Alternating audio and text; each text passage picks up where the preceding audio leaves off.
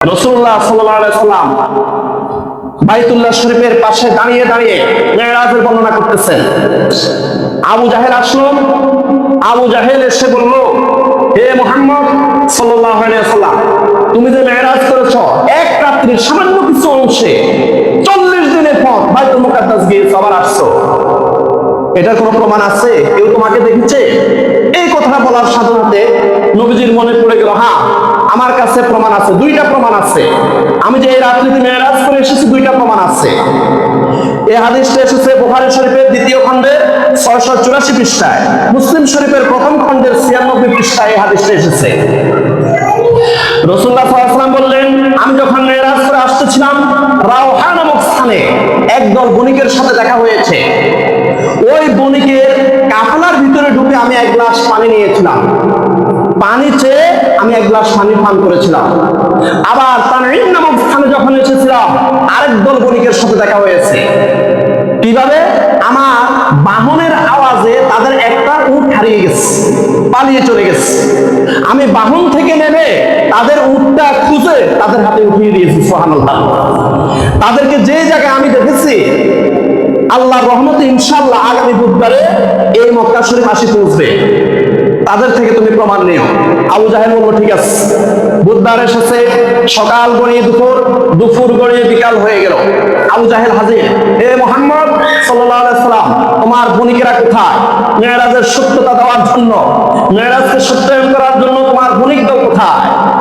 আল্লাহ সুবহানাহু ওয়া তাআলা সাথে সাথে সূর্যকে বললেন, স্টপ, সূর্য থেমে যাও, আমার নবীকে লজ্জিত করা যাবে না। রাসূলুল্লাহ সাল্লাল্লাহু আলাইহি ওয়াসাল্লাম বললেন, আবু জাহেল ওয়েট এন্ড সি, অপেক্ষা করো, ইনশাআল্লাহ বণিক দলরা আসবে। ঘন্টাকে ঘন্টা চলে যাচ্ছে, সূর্য ডুবতেছে না, মুহাম্মদ সাল্লাল্লাহু আলাইহি সাল্লামকেও অপমান করতে পারতেছে না। সবাই আশ্চর্য হয়ে গেল, সূর্য আটকে আছে কেন? হঠাৎ করে একটা লোক মাথা উঁচিয়ে যখন দেখলো ওই যে দুই দল বণিক আসতেছে, তখন আল্লাহ রাব্বুল আলামিন সূর্যকে বললেন যে, সূর্য তুমি ডুবে যাও। সাথে সাথে সূর্য ডুবে গেছে। সুবহানাল্লাহ। বণিকেরা আসলো। আবু জাহেল বলল, হে বণিক দল, এই দেখো এই লোকটা, এই লোকটার নাম হলো মুহাম্মদ সাল্লাল্লাহু আলাইহি সাল্লাম। এই লোকটা নিজেকে নবী দাবি করে। এই রাতের সামান্য কিছু অংশে নাকি 40 দিনের পর বাইতুল মুকাদ্দাসে গিয়ে ইমামুল মুরসালিন হয়ে এসেছে, সমস্ত নবীদের ইমামতি করে এসেছে। তোমরা কি এই লোকটাকে দেখেছো?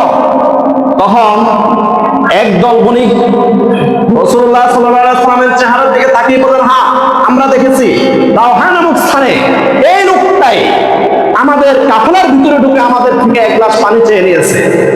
আমরা পানি দিয়েছি, এই লোকটা বসে বসে পানি পান করেছে, 3 ঢুকে পানি পান করেছে। পানি পান করার শুরুতে বিসমিল্লাহ বলেছে, পানি পান করার পর আলহামদুলিল্লাহ বলেছে। সুবহানাল্লাহ। এবার আরেকদল বণিক মুহাম্মদ সাল্লাল্লাহু আলাইহি ওয়াসাল্লামের দিকে তাকিয়ে বললেন, হ্যাঁ হ্যাঁ এই লোকটাই, আমরা যখন তানঈম নামক স্থানে ছিলাম, এই লোকটা এমন এক বাহনে করে আসতেছিল, এই বাহনের আওয়াজে আমাদের একটা উট হারিয়ে গেছে। ওই উটটা এই মুহাম্মদ সাল্লাল্লাহু আলাইহি ওয়াসাল্লাম আমাদেরকে খুঁজে দিয়েছিল। সুবহানাল্লাহ, সুবহানাল্লাহ ওয়া বিহামদিহি, সুবহানাল্লাহিল আযীম। আবু জাহেল কোন ক্রমে মুহাম্মদ সাল্লাল্লাহু আলাইহি ওয়াসাল্লামকে আটকাইতে পারে না। অবশেষে বলল, তুমি বাইতুল মুকাদ্দাস গিয়েছো? বাইতুল মুকাদ্দাসের নথিপত্র সব আমার কাছে আছে। দরজা কয়টা, জানালা কয়টা, সিঁড়ি কয়টা, সবকিছু আমার কাছে আছে। তুমি যে বাইতুল মুকাদ্দাস গিয়েছো, এই বাইতুল মুকাদ্দাসের দরজা কয়টা, জানালা কয়টা, সিঁড়ি কয়টা আমাকে বলো। এই হাদিসটা এসেছে মুসলিম শরীফের প্রথম খণ্ড 172 নম্বরে।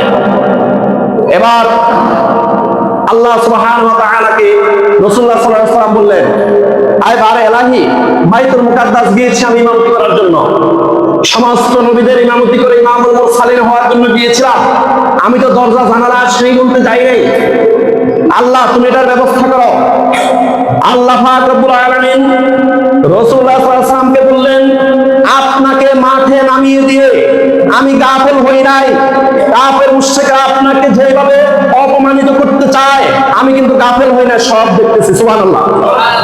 জিবরাইল আলাইহিস সালামকে বললেন, ও জিবরাইল, বাইতুল মুকাদ্দাসটাকে ফিলিস্তিন থেকে তুলে নিয়ে আমার নবী মুহাম্মদ রাসূলুল্লাহ সাল্লাল্লাহু আলাইহি সামনে হাজির করো, আর আস্তে আস্তে করে ঘুরাও, আমার নবী যেন গুনে গুনে আবু জাহেলকে বলতে পারে। মুহাম্মদ সাল্লাল্লাহু আলাইহি ওয়াসাল্লাম আকাশের দিকে তাকিয়ে ওই বাইতুল মুকাদ্দাসে পূর্ব পাশে এতগুলো দরজা, এতগুলো জানালা, এতগুলো সিঁড়ি, পশ্চিম পাশে এতগুলো দরজা, এতগুলো জানালা, এইভাবে বলতেছেন আর আবু জাহেল মিলিয়ে মিলিয়ে নিতেছেন। আবু জাহেল পরে বর্ণনা করেছে যে আমি দেখতেছি মুহাম্মদ সাল্লাল্লাহু আলাইহি ওয়াসাল্লাম মনে হয় যেন আকাশের দিকে তাকিয়ে তাকিয়ে গুনে গুনে বলতেছে সুবহানাল্লাহ।